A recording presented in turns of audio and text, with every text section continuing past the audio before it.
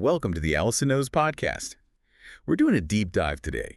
You gave us some fascinating notes, and I'm really excited to get into them. Yeah. It's all about power dynamics and strategy. We've got some great examples to pull from. Oh, yeah. We're going to be talking about Queen Elizabeth, Yes, Victor Lustig, a very interesting figure. and even Cesar Borgia. Oh, yeah, can't forget about him. So using historical figures like these, as well as some expert advice that you gave us, I really want to pull out the insights that can help us better understand these concepts. Well, it's amazing how much these timeless principles from history can illuminate our understanding of power and strategy today. Absolutely. Even in, the modern world. Yeah. Whether it's the workplace or negotiating a deal or just understanding how people interact with each other, it's all relevant. Yeah, one of the things that really stood out to me in your notes was the power of non-commitment. And Robert Greene talks about this in the 48 Laws of Power, Law 20, do not commit to anyone. And basically it says that the less committed you appear, the more desirable and powerful you become. Right, because you're increasing your perceived value. Yes. By not aligning with any particular side or cause, and that makes you a sought-after asset. Exactly. So people are trying to win you over, which puts you in a position of control. Right. Like Queen Elizabeth I. Oh, the Virgin Queen? Yes. She was under so much pressure to marry and produce an heir. Oh, absolutely. But she masterfully kept her options open. Right. Which fueled speculation and enhanced her power. Absolutely. It kept everybody guessing. Yes. It's like she cultivated an aura of mystery and desirability by remaining unattached. And that reminds me so much of Count Victor Lustig. Have you heard him? Oh, yeah. He's a fascinating character. He's a con man, but he seemed to understand the power of mystique as well. Yeah. He had this whole persona crafted with a Japanese chauffeur. And telegrams all the time. Oh. And it just added to his allure and made him so persuasive. It's like creating this image of power and importance, Yes. even if it's all a facade. Exactly. And people are drawn to that. Yes, and it makes them easier to influence. Right. So this makes me think about relationships and how they play into power dynamics. Okay. Because we're talking about being uncommitted and not aligning with anyone. But what about in our personal and professional lives? Well, that's actually something that Robert Greene specifically advises against. Oh, really? He cautions against mixing friendship and work. Okay. I'm interested to hear why. Because it can lead to complications and power imbalances. Yeah, I can see that. Like, imagine you're in a position and you have to fire a friend. Oh, that would be awful. That would be so difficult. Yeah, definitely. It can create resentment and even betrayal. Yeah. But he's not saying you shouldn't have friends at work. Right. Just to be cautious and to recognize the potential pitfalls. So set some boundaries. Yeah. Now, this might sound a little counterintuitive, but Greene also suggests that we can actually learn from our enemies. Learn from our enemies. I've never thought of it that way. Yeah, because they can offer a unique perspective Okay. on our weaknesses that our friends might miss. Oh, that's interesting. So like Bismarck. Yes. He was the Prussian statesman. Yes. Who unified Germany. He was a master at this. He used his opponent's criticisms to improve himself. Wow. So he took it to heart. And he anticipated their moves by understanding their motivations. He was playing 4D chess. That's a good way to put it. He was very strategic. Yeah. And I know you mentioned a story earlier about a speech he gave. Oh, yeah. Can you elaborate on that? So early in his career, Bismarck believed that Prussia wasn't ready for war with Austria. Oh. Even though many people wanted it. Right. So what did he do? He gave this really impassioned speech. Okay. Advocating for peace, even though he didn't actually believe in it at the time. Whoa. He was playing the long game? He was. He was using deception to achieve his goals. So it was a calculated misdirection. Exactly. It concealed his true intentions. Wow. But it also earned him the favor of the king, who was very peace-loving. Yeah. And that helped him rise to power. And then what happened? Well, years later, he led Prussia into war against Austria.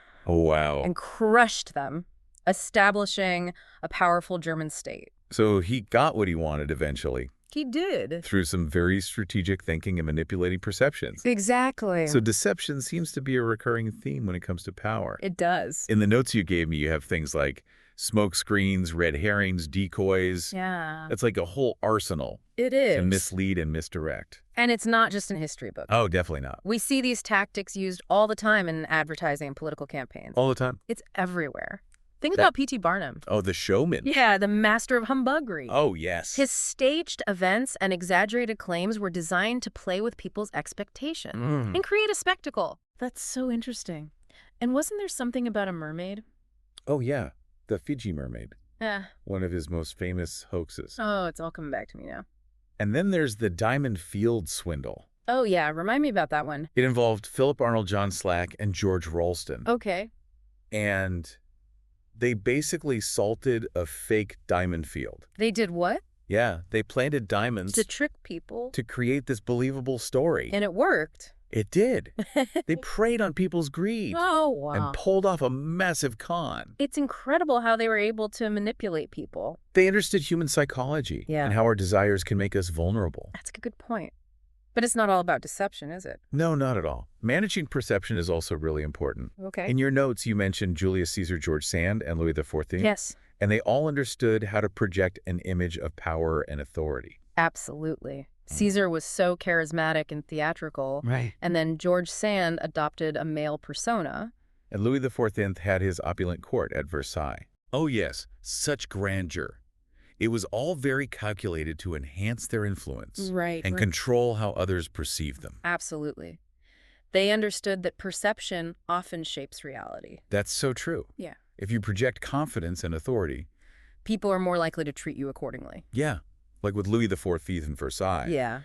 it wasn't just for show. Right. It was a carefully orchestrated performance. To reinforce his power. Yes, to keep his courtiers in awe. It's a fascinating reminder that power isn't just about brute force or authority.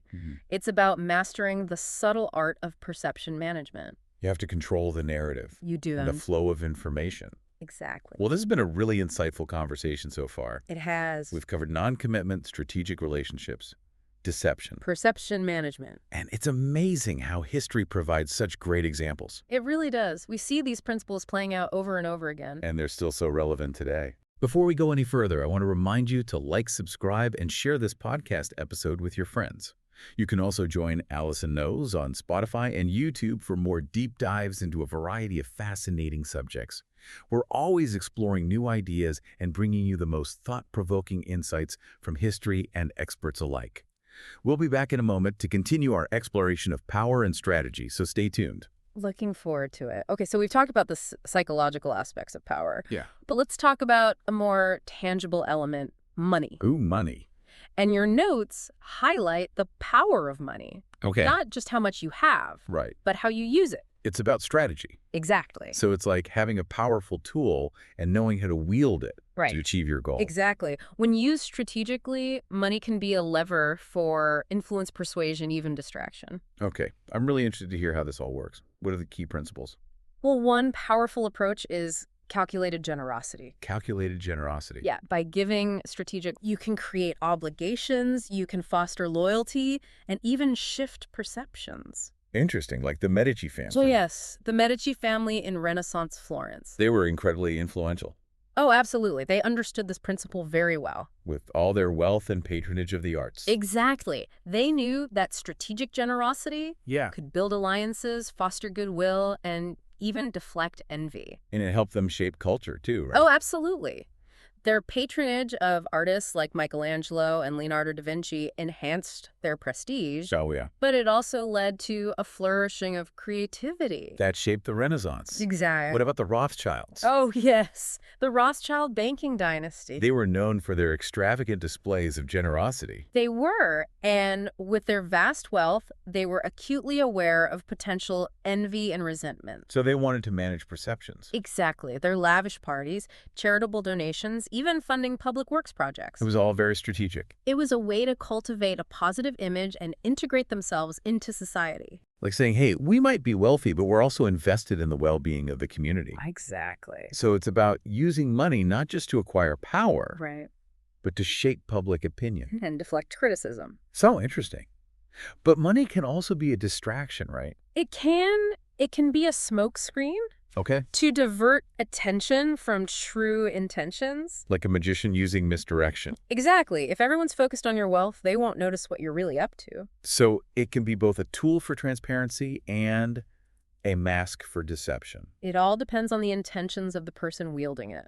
That's a really good point. Now let's shift gears a bit Okay. and talk about one of the most potent and potentially destructive forces we encounter, Envy. Oh, yeah, envy. It's a theme that resonates throughout history It really does. and continues to shape human interactions. Yeah, it can be a powerful emotion, It can. capable of poisoning And relationships, undermining success. even driving people to acts of sabotage. Absolutely. It reminds us that power dynamics can be very complex and often operate on an emotional level. Exactly. And those who wield power, Yeah. whether it's in politics, business, or even personal relationships, Right. they need to be aware of the dynamics of envy. Because the more successful and influential you become, The more likely you are to attract envious individuals. like the saying, the taller the tree, the stronger the wind. Exactly. So the higher you climb, the more exposed you become. To forces that seek to bring you down. And envy can be insidious, It can. leading to backstabbing rumors, sabotage. Like the rivalry between Michelangelo and Bramante. Oh, yes, during the Renaissance. Bramante was so envious of Michelangelo's talent that he actively worked to undermine him. Really? Spread rumors, even tried to sabotage his work. Wow. It shows how talent and success can breed resentment. That's a good point. And that navigating the world of power requires a keen understanding of human nature. Absolutely. You have to understand the darker side of human psychology. So how do you deal with envious people? There are two main approaches. One is cautious avoidance. So limiting interaction. Right. Give them no fuel for their envy. Okay, what's the other approach? A bolder approach, display disdain for their envy. Oh, so you're not backing down? Exactly. So you're basically saying choose your battles wisely. Right. You need to understand which approach will be most effective in each situation. Sometimes a strategic retreat is the best option. It can be. And other times you need to show confidence and indifference. Exactly. It's all about reading the emotional landscape, understanding people's motivations, and adapting your approach accordingly. Okay. Now, speaking of strategic finesse, Yes. you have some notes about a tactic used by King Louis IV. Oh, yes. He would completely ignore those he disliked. Right. Like they didn't exist. It's a brilliant strategy. It's almost like a social invisibility cloak. It is. By withholding attention and recognition, Yeah. he diminished their power. And asserted his own dominance. He controlled the frame of interaction by dictating the terms of engagement. So even silence can be a weapon. It can be. It's about choosing what and who you give your energy to. Exactly. And this principle can be applied in many situations. Like how? Think about dealing with a difficult colleague or a demanding client. Okay. By subtly shifting the frame of interaction, Yeah. you can assert control and manage the situation more effectively. So it's not about stooping to their level. Right. It's about rising above and dictating the term. Exactly. This deep dive is turning into a masterclass in power dynamics. It really is. We've explored non-commitment strategic relationships, deception, Perception management. mastering emotions, and even the strategic use of silence. And we've seen how these historical figures, from monarchs to con men, offer timeless lessons. About navigating the complexities of human interaction. And the pursuit of power. It's fascinating. It is. And we're not done yet. There's one more crucial aspect of power dynamics that we need to explore, the ability to exploit weakness. Okay. It might sound Machiavellian, It might. but understanding people's weaknesses can be a key element of influence and persuasion. It can be. Of course, it's crucial to use this knowledge ethically and responsibly. Absolutely. The goal isn't to harm or exploit others. Right. But to understand how to influence them effectively and ethically. Okay, I see the distinction. Think of Talleyrand. The French diplomat. Yes. He was known for his ability to read people.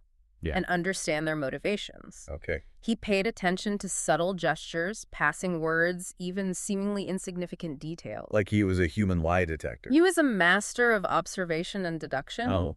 And he used this knowledge strategically, not to manipulate, but to navigate complex political situations. And to achieve his goals. Exactly. His role in orchestrating Napoleon's downfall Yeah. is a testament to his ability to use his understanding of human nature to shape events. So even the most powerful individuals have vulnerabilities. They do. And understanding those weaknesses can be a powerful tool for influence. Absolutely. But it's not just about understanding the weaknesses of others. What else is there? You have to be aware of your own blind spots. Oh, that's a good point. The more we understand ourselves, Yeah. the better equipped we are to defend against those who might seek to exploit us. So self-awareness is key. It is. It's about knowing your strengths and weaknesses, understanding your motivations. And recognizing how your actions might be perceived. Exactly. Now, this brings us to another fascinating figure from your notes. Okay, who is it? Dr. Milton H. Erickson. I've heard that name. He was a pioneer in strategic psychotherapy. Interesting. He was a master of using indirect approaches Okay. to influence and persuade his patients. So instead of confronting them directly Right. He would use metaphors, stories, even humor. to bypass their resistance, Exactly. To help them see things from a different perspective. it's like he was a master storyteller. He was. He used his words to weave a narrative that would guide his patients towards healing and self-discovery. That's really powerful. And you mentioned an example of how he worked with couples. Oh, yes. He treated couples experiencing sexual problems. That's a sensitive topic, It is. So instead of addressing the issue directly. which could be met with resistance, Exactly. Yeah. He used analogies and stories. to help them see their situation in a new light. And to arrive at solutions on their own. That's fascinating. Yeah. It shows that sometimes the most effective way to influence others is not through direct confrontation, Right. but through subtle suggestion and indirection. Exactly. You have to meet people where they are and guide them towards a new understanding. I like that. And speaking of understanding, Yes. this brings us to Robert Greene's concept of assuming formlessness. Ah, yes. The ultimate form of strategy. Okay, we touched on this earlier, We did. but I'd love to delve a bit deeper. Of course. What does it mean in practice? It's about embracing adaptability and avoiding rigidity. So instead of clinging to fixed plans, Right. You remain fluid and responsive to changing circumstances. like being water, Exactly. Able to flow around obstacles. adapt to any container. Think about the conflict between the Athenians and Spartans. The Spartans were known for their military prowess and rigid social structure, Yeah. but they ultimately fell to the more adaptable Athenians. So it's not just about strength and discipline. It's about flexibility and responsiveness. The world is in a constant state of flux. Yeah. Clinging to rigid ideas can make you vulnerable. And even brilliant minds can fall victim to rigidity. Like Napoleon. Oh, yeah. He was a brilliant military strategist. He was. But his downfall was partly due to his overconfidence Okay. and his unwillingness to adapt to changing circumstances. So he was stuck in his ways, He was. and it cost him. It did. It's a reminder that success can breed complacency. That's a good point. And even the most brilliant individuals need to stay adaptable. If they want to maintain their power and influence. Exactly.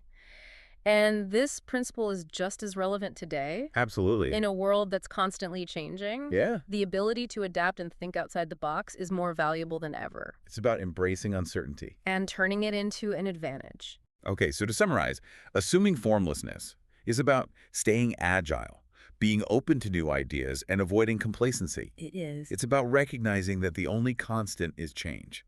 And those who can adapt will thrive. Exactly. And it's not just about reacting to change, It's about anticipating it embracing it. and using it to your advantage. This has been an incredibly enlightening exploration of power dynamics and strategy. It has been. We've covered so much ground today, We have. and I'm amazed by the wealth of insights we've gained. Me too. It's been a pleasure exploring these ideas with you. And I hope our listeners are finding it thought-provoking. I hope so. And remember, knowledge is power.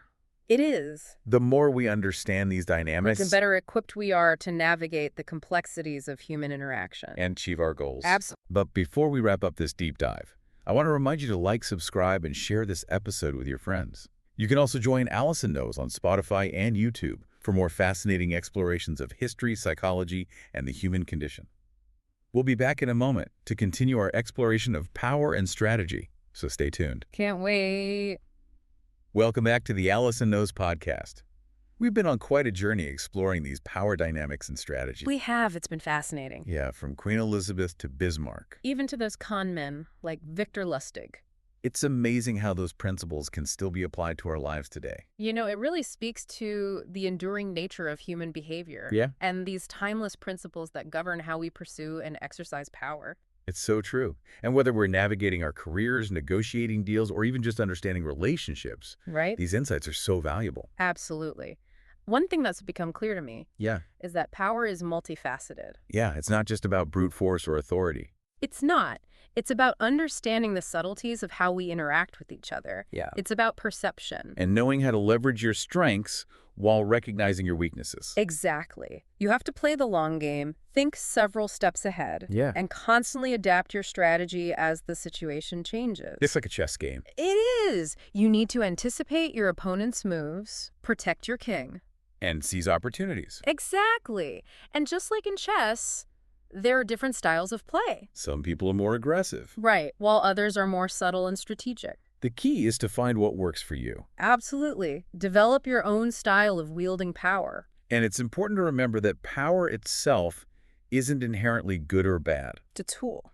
That can be used for good or for ill. Right. We've seen examples of both. Queen Elizabeth used her power to maintain stability and promote the arts. While Caesar Borgia was driven by ambition and ruthlessness. It's a reminder that power can corrupt. It can. And we have a responsibility to use it wisely and ethically. That's a good point. True power doesn't come from dominating others. It comes from empowering yourself and those around you. I like that. So thinking about all that we've discussed, Yeah. if you could choose one power strategy to embody, Okay. which one would it be and why? What resonates most deeply with you? That's a tough question. It is. There are so many to choose from. But if I had to pick one, I think I'd go with assuming formlessness. Ah, yes. That was a fascinating concept. It is embracing adaptability, Avoiding rigidity. being like water, Flowing around obstacles. adapting to any container. In this world that's constantly changing, Right. that ability to adapt is so important. It is. It's about staying flexible, open to new ideas. And willing to adjust your approach as needed It's about embracing uncertainty. and turning it into an advantage. Like Bruce Lee said, be like water, my friend. It's about being fluid, adaptable, always ready to respond, And it's not just about reacting to change, it's about anticipating it. embracing it and using it to your advantage. Think about the Athenians and Spartans, the rise and fall of Napoleon, even Victor Lustig, Those who cling to rigid structures, and outdated strategies. they will be overtaken by those who can adapt It's a reminder that to stay ahead of the curve, we have to let go of old ways of thinking. and embrace new possibilities. Exactly. The only constant is change. And those who can adapt will thrive. It's not just about external adaptation either. Right. It's about internal flexibility as well. Shifting your perspective, Seeing things from different angles, challenging your own assumptions. cultivating a mindset of curiosity and continuous learning. So, assuming formlessness is about so much more than just dealing with the world. It's about cultivating a more adaptable and resilient mindset It's about embracing the fluidity of life and understanding that growth and evolution require us to let go of the old. and embrace the new. Exactly. It's about recognizing that mastering power is a lifelong pursuit, Yeah, and those who can adapt, evolve, and learn will ultimately thrive. power is not a destination. It's a journey. A constant process of learning Adapting. and refining our strategies. That's a great way to put it. It's been an incredibly enlightening deep dive. It has been. We've explored so many concepts. From non-commitment to strategic generosity. The importance of mastering our emotions. Deception, perception management, the strategic use of silence. We've examined history, analyzed expert advice And uncovered so many insights. that we can apply to our lives today. And throughout it all. We've emphasized the importance of using power ethically and responsibly, Absolutely. True power lies in empowerment. not domination. Well said. We should use our understanding of these dynamics to create positive change. And to live more fulfilling lives. That's what it's all about. And before we conclude this discussion, Yes. I want to remind you to like, subscribe, and share this episode with your friends. Join Allison Knows on Spotify and YouTube for more deep dives into history, psychology, and the human condition. We're always exploring new ideas and bringing you the most thought-provoking insights. To help you navigate the complexities of life and unlock your full potential. We hope you've enjoyed this journey into the world of power and strategy. It's been insightful, empowering, and thought-provoking. And remember, knowledge is power. So keep learning, keep growing, and keep exploring. The fascinating world of human behavior. And the dynamics of influence. Thank you for listening to the Allison Knows podcast. Don't forget to follow Allison on Blue Sky, YouTube, and TikTok for more insights and inspiration.